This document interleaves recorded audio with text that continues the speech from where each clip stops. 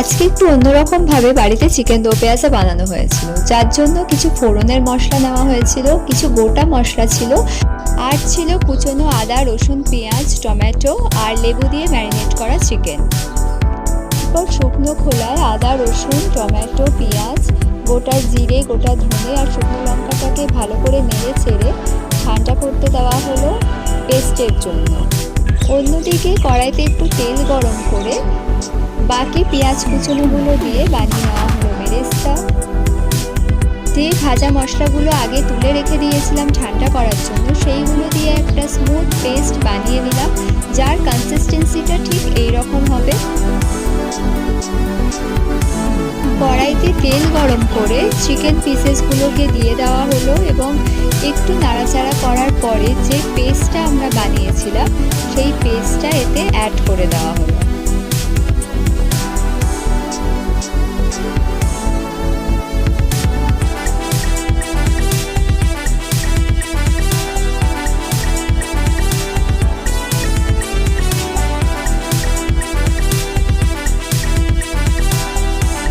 এরপর এতে পরিমাণ মতো নুন ও হলুদ দিয়ে দেওয়া হলো। চিকেনের সাথে পুরো মশলাটাকে এইভাবে ভালোভাবে নেড়ে চেড়ে মিশিয়ে নেওয়া হচ্ছে।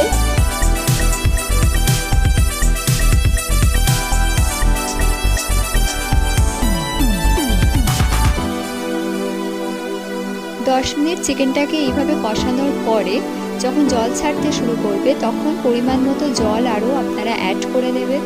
যে যেরকম গ্রেভি পছন্দ করে জলের পরিমাণটা সেইভাবেই রাখবেন।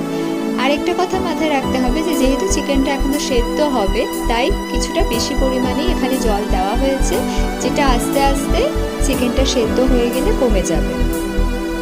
এরপর পরিমাণ মতো চিনি দিয়ে দেবেন। মিষ্টিটা এখানে নিজেদের স্বাদ অনুযায়ী দেবেন, যে যেরকম মিষ্টি খেতে পছন্দ করেন চিনির পরিমাণটা সেই রকমই রাখবেন। এরপর 20 মিনিট মতো ঢাকা দিয়ে চিকেনটাকে সেদ্ধ হতে দিতে হবে এবং তারপরে আমরা দেখতে পাচ্ছি আমাদের রান্না অলমোস্ট ডান। খুব সিম্পল লাইট একটা রেসিপি, যেটা খেতে ছিল খুবই সুস্বাদু এবং এটা বাচ্চা থেকে বয়স্ক সবাই খেতে পারে, কোনো অসুবিধা নেই। আমাদের চিকেন এখন কমপ্লিটলি রেডি সার্ভ করার জন্য। আগে থেকে যে বেরেস্তাটা আমরা ভেজে রেখেছিলাম সেটাকে ওপর থেকে গার্নিশ করে দেওয়া হলো। সো পেঁয়াজকে দুরকমভাবে ইউজ করে নিজের মতো এই চিকেন দো পেঁয়াজাটাকে বানিয়েছিলাম।